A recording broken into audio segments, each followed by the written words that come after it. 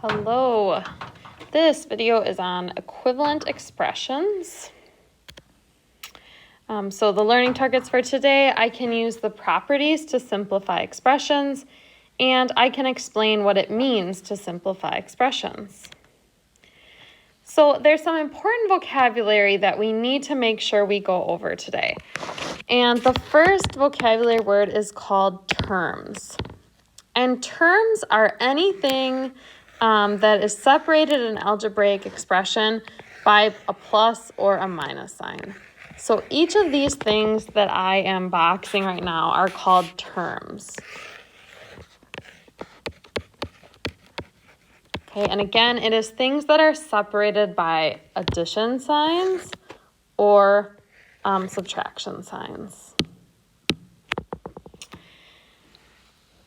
Another thing that we're going to need to make sure we know is variables. And we hopefully know those by now, but x is a variable, right? And y is a variable.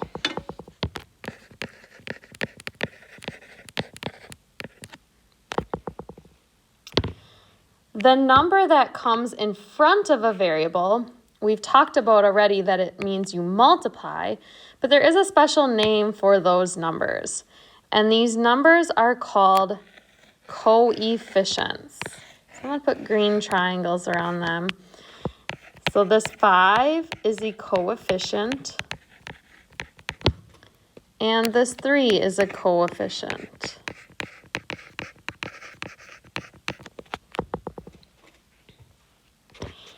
The last thing that you need to know is this number at the end that's sitting kind of on its own. And that is called a constant.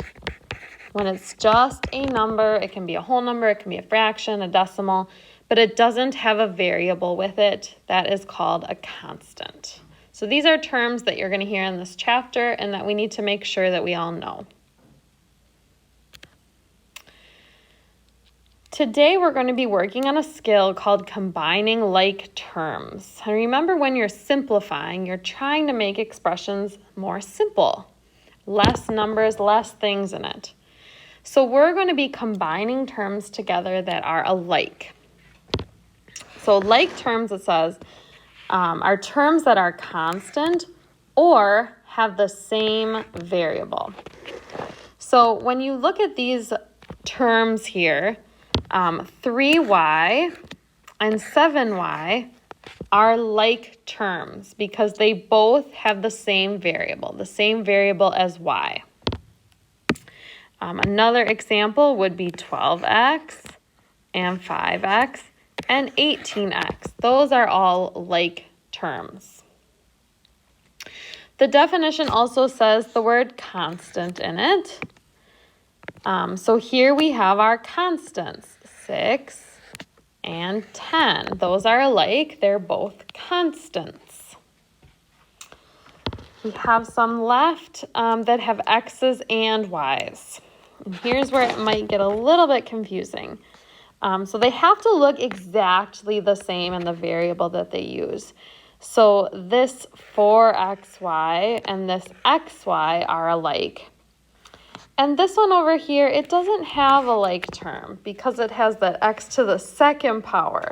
That's kind of like saying 2x times x, y. And there's nothing that looks exactly like that. So that one does not have a like term. When you're going to combine like terms, first you're going to identify the terms of the expression. So I know this is a term 3a, this is a term 2, and this 5a is a term. Anything that's separated by addition or subtraction symbols. When I want to combine like terms, the second step says I need to find the like terms. So take a look at those terms. Remember, these are the 3 that we underlined. And think about which ones are alike. So I know that 3a and 5a are alike because they both have a. And I know that 2 has nothing like it. It's kind of on its own. There are no other constants. Step 3 says we're going to combine the like terms together. So we're going to take this 3a and this 5a, and we're going to combine them together.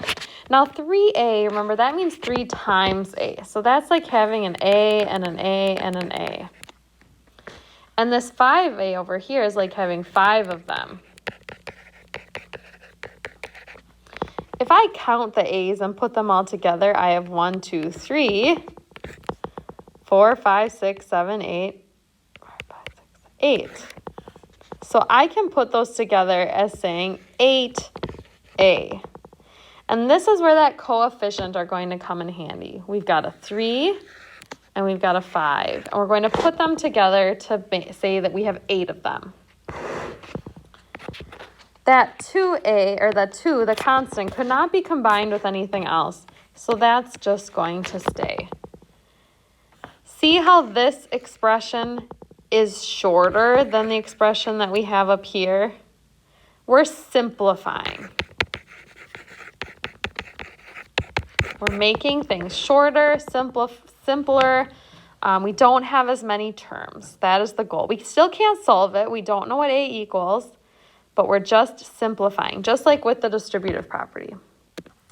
So let's look at another example. So let's start by looking at this expression, 4x plus 5 plus 2x plus 3, and finding the terms that are alike. So I'll start by saying this 4x and this 2x are alike. They both have the x as a variable. And this 5 and 3 are alike because constants are like terms. All right, let's combine them together. So 4x and 2x, well, 4 plus 2, that makes 6x.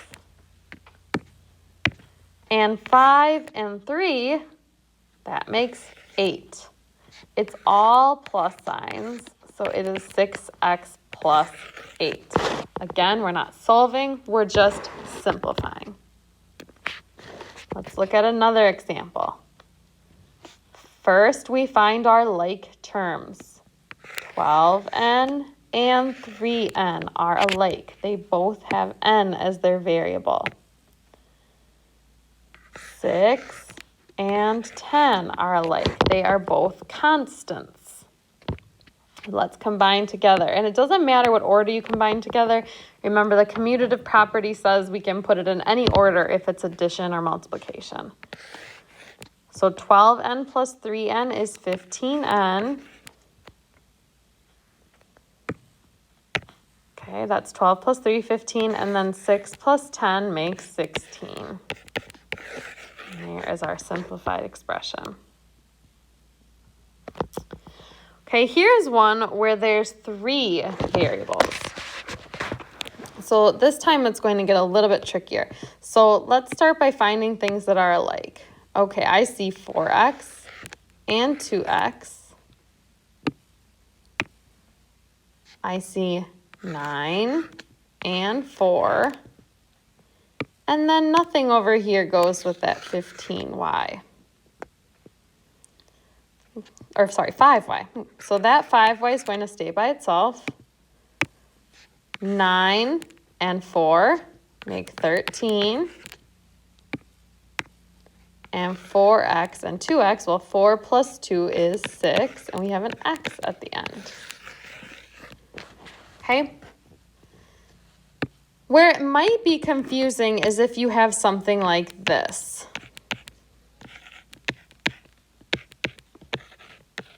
And you have to combine them together. Well, as you can tell, they all have an x at the end. So they are all alike. But what do we do with that x at the beginning? That's where some of us might get a little confused. In front of an x, there is this invisible 1 that you cannot see. So it's just saying that we have one x there.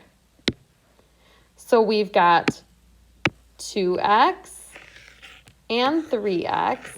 That makes 5x. And then this x over here that we're going to add to those. So we have x and 5x, which makes 6x. So some things that you're going to see on your homework assignment, it's all simplifying.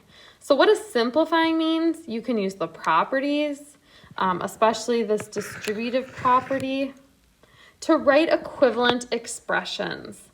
So in these expressions, remember, we're trying to make them simpler. So we're trying to have less terms. If you see something like this, you're going to do the distributive property to simplify. Okay, so those are types of things that you're going to see on your homework. And you can always ask for help if you have questions. The homework starts on page 499, so think about your level and what you'd like to choose today. You'll circle your problems and then submit a picture when you are finished. Stop by Win if you have any questions.